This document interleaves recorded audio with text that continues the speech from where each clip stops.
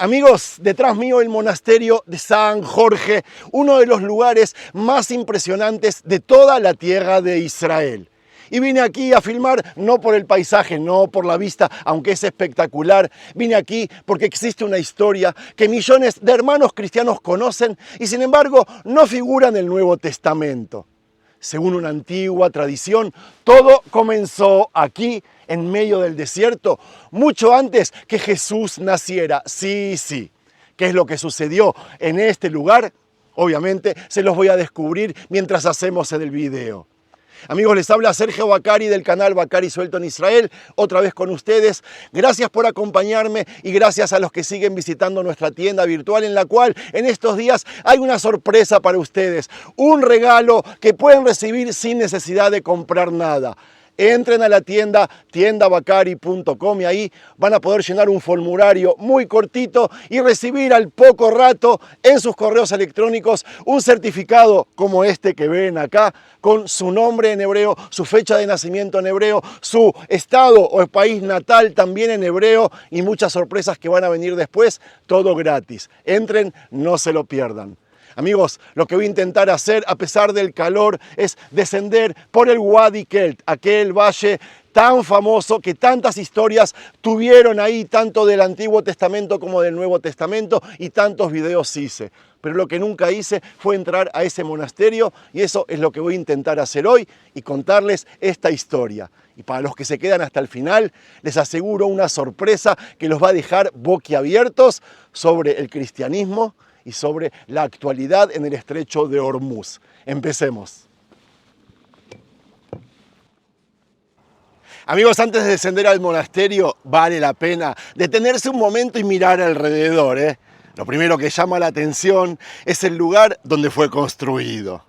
Una región donde no sobra agua, donde el calor puede ser intenso durante gran parte del año y donde la vida nunca fue sencilla. Allí alguien decidió levantar un centro religioso en medio de un desfiladero aislado del desierto de Judea, y esa decisión no fue casual. Allí está Jericó y el Valle del Jordán, el norte del Mar Muerto, la parte más baja del mundo. Y durante siglos, quienes buscaban apartarse del ruido de las ciudades vinieron a lugares como este. Buscaban un lugar donde pudieran dedicarse por completo a la oración y a la vida espiritual. Por eso encontramos monasterios en sitios que hoy nos parecen difíciles de alcanzar, que siguen transmitiendo una sensación de aislamiento. Vayamos hacia ahí.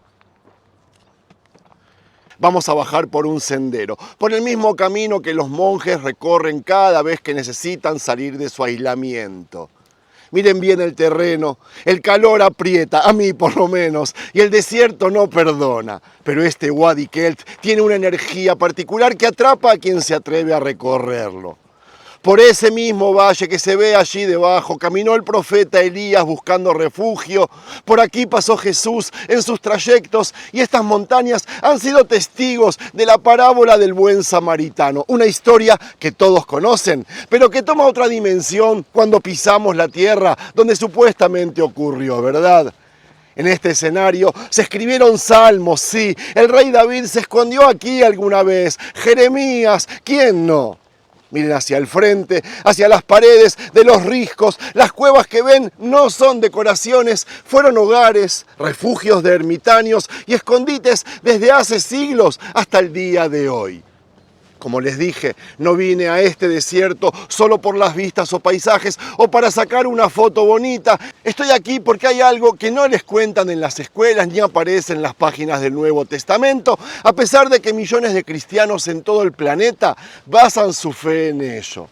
Estoy aquí y le debemos dar las gracias al padre José María de la ciudad de Lima, Perú, que me pidió que investigue este tema y le regale un video a esta comunidad. Cuando el padre se dé cuenta que no solo hice el video, sino que logré hacerlo en el lugar de los hechos, llorará de emoción. ¿Saben qué? Se lo merece.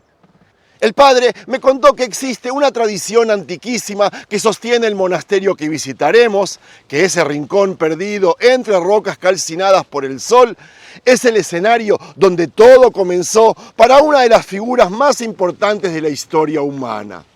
La pregunta que les hago mientras descendemos es concreta. ¿Qué ocurrió realmente en ese lugar que justifica que se haya levantado semejante estructura en medio de la nada?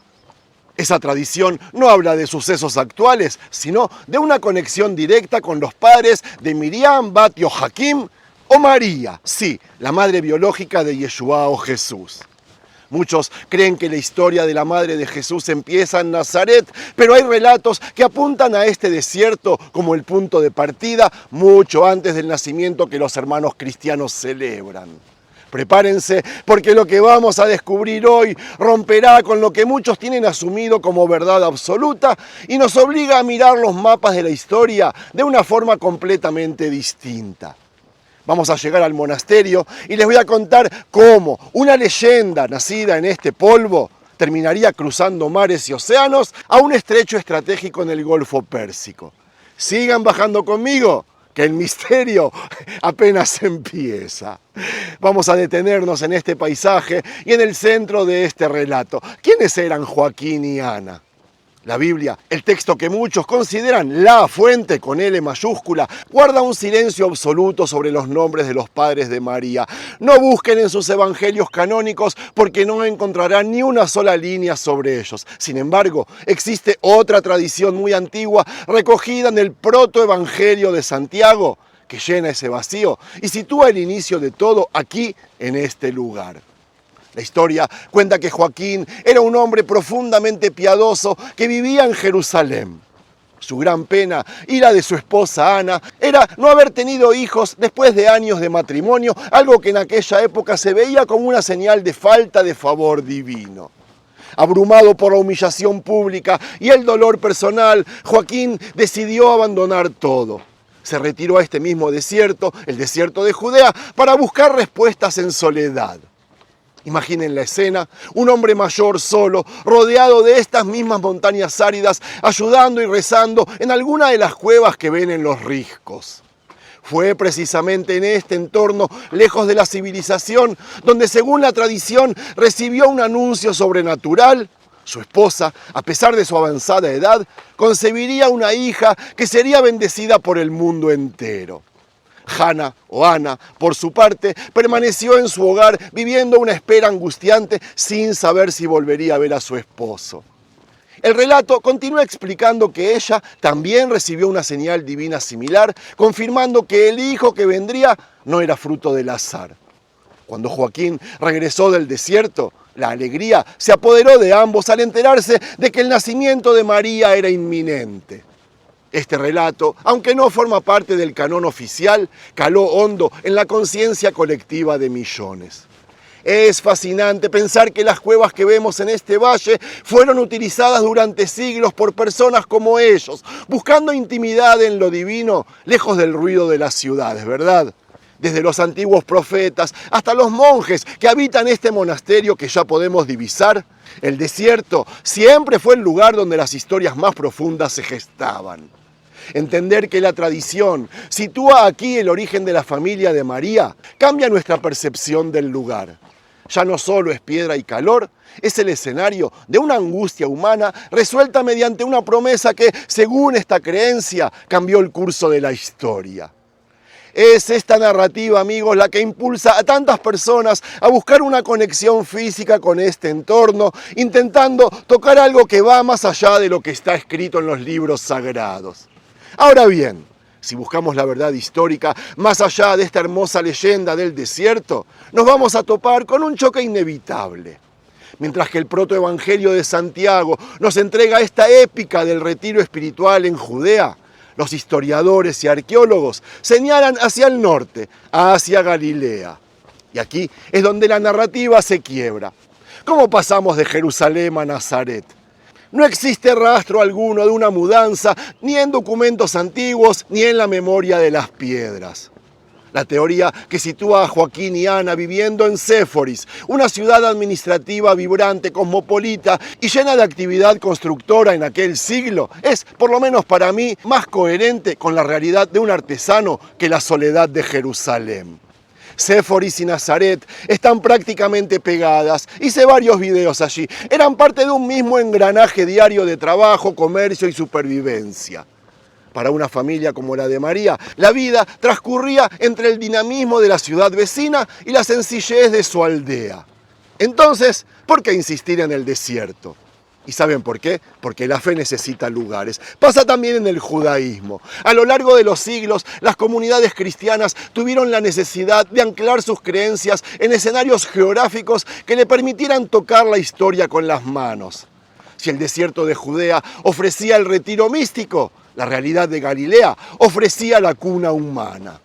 Ambas visiones, aunque contradictorias en el mapa, convergen en un mismo punto: la necesidad humana de darle un lugar terrenal a lo que para muchos comenzó como un misterio divino.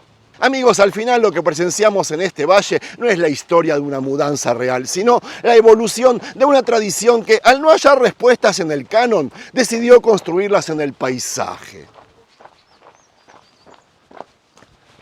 Ahora que tenemos claro el origen de esta historia, hay un punto fundamental que debemos aclarar para no caer en el error común que tanto confunde a la gente. Estamos hablando de la Inmaculada Concepción y, créanme, la gran mayoría cree que esto se refiere al nacimiento virginal de Jesús. Pero según esta tradición, leyenda, fe o teoría, una más entre tantas, con minoría absoluta, aclaro, pero para mí respetable, no tiene absolutamente nada que ver con eso. Según estos monjes y estos fieles cristianos, el nacimiento virginal es un concepto que trata sobre la concepción de Jesús sin intervención de varón. La Inmaculada Concepción, en cambio, es la historia de Ana. Aquí el dogma no se refiere a una construcción teológica tardía sobre María, sino al milagro vivo que ocurrió en el vientre de su madre tras la angustia en este mismo desierto. La idea que esta tradición sostiene es que la pureza absoluta no es un concepto frío nacido en un despacho, sino el resultado directo del encuentro entre Joaquín y Ana. Mientras que la humanidad carga a través de la historia con sus limitaciones, Ana habría sido la elegida, la mujer cuyo vientre, tras la espera y la oración en estas cuevas, fue preservado para convertirse en el primer sagrario de la historia. Sé que para muchos esto va a generar sonrisas de ironía o rechazo, pero mi sugerencia es que borren esa sonrisa un momento y que miremos esto con la lógica de la fe popular. Este relato no intenta explicar leyes físicas, intenta elevar la figura de Ana al máximo nivel posible, otorgándole el papel protagónico que el canon oficial le ha negado durante siglos. Es importante que sepan que esta versión de la historia no se encuentra en los manuales de teología que se consolidaron en los siglos posteriores, que fue una construcción viva, una tradición que se fue forjando en la memoria de los lugares y en el corazón de quienes caminaron este desierto. Cuando observamos las representaciones del abrazo de Joaquín y Ana en la Puerta Dorada que estuvimos ayer, estamos viendo la materialización de esta creencia. El momento exacto en que la pureza entra en el mundo. Amigos, existe una discusión técnica sobre cómo se interpretaron los textos antiguos, pero al final lo que presenciamos en este valle no es una disputa académica, es la evolución de una tradición que, al no hallar respuestas en el canon oficial, decidió construirlas en el paisaje. ¿Y saben qué? Es impresionante cómo una interpretación nacida en estas rocas, debatida en la oración de los monjes, terminó convirtiéndose en una fuerza capaz de definir identidades culturales en todo el globo. Estamos viendo cómo una idea nacida en la soledad de este desierto se volvió una identidad real, capaz de mover montañas y de darnos una nueva forma de entender el origen del milagro, poniendo a Ana en el lugar que siempre le perteneció. Ahora, mantengan la atención porque vamos a entrar al monasterio y les voy a contar una gran historia relacionada con el cese de fuego y la actualidad. Aquí es donde la historia se vuelve realmente fascinante. ¿Cuál es la conexión real entre este desierto y el estrecho de Hormuz? Un punto que hoy es clave para la economía global. Entremos y se los voy a contar. Oh no, no me lo puedo creer, otra vez cerrado. Es la cuarta vez que vengo aquí y no puedo entrar, no me lo puedo creer. Les digo que son las 12 del mediodía y yo, sabiendo que se podía entrar entre las 9 y la 1, Vine a propósito a esta hora, me comí el calor para poder entrar, pero bueno, está cerrado, qué pena. Bueno, ¿saben qué? Les voy a contar la historia por fuera. Les quería contar que todo nace a principios del siglo XVI, cuando los portugueses tomaron el control del reino de Ormuz, dominando lo que entonces llamaban la ruta de la seda marítima. Aquel reino amasó una fortuna incalculable, cobrando tarifas de tránsito a todo barco que cruzaba el estrecho. Si un capitán intentaba evadir el pago, las consecuencias eran brutales. Barcos hundidos, tripulaciones esclavizadas o incluso ejecuciones sumarias. Los portugueses levantaron fortalezas en las islas cercanas para asegurar su dominio. Su fuerte principal, erigido en la isla de Ormuz, que todos conocemos hoy, fue construido en gran parte con diapiros de sal colorida, un detalle arquitectónico único. Como la isla carecía de agua dulce, ellos dependían totalmente de la isla de Keshem, desde donde un barco transportaba agua a diario. Fue allí, en medio de este despliegue de poder, donde bautizaron su fortaleza principal como la fortaleza de Nuestra Señora de la Concepción. Y es fascinante, por lo menos para mí, notar cómo la misma tradición que les conté aquí, la del padre de Perú, la de Ana, como el origen de la pureza, cruzó los océanos y llegó no solo al Golfo Pérsico, sino también hasta Perú.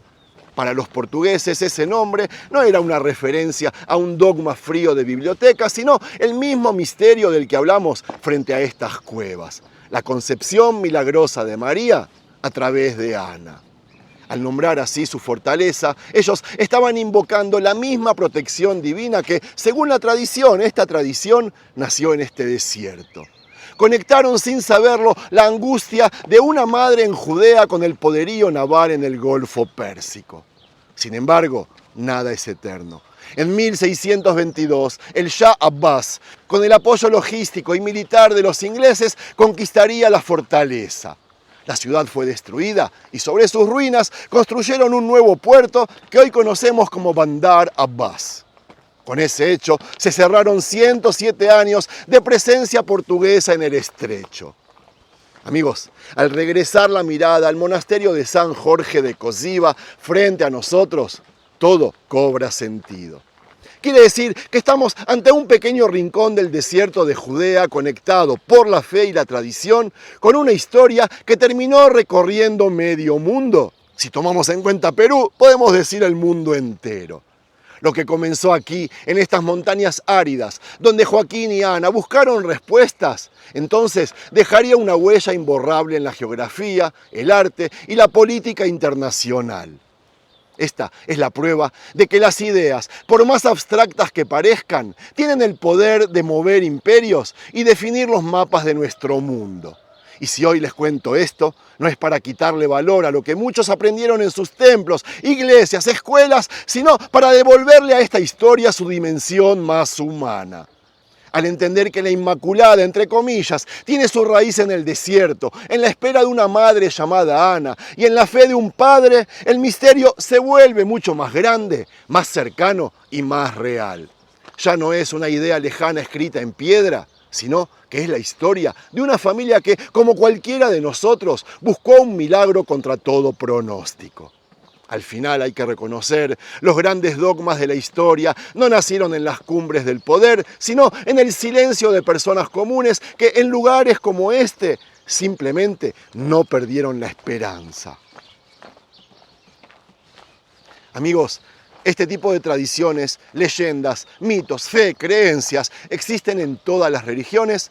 Hace un par de semanas hice un video similar sobre la tumba de Moisés y lo que creen los primos musulmanes que es ella.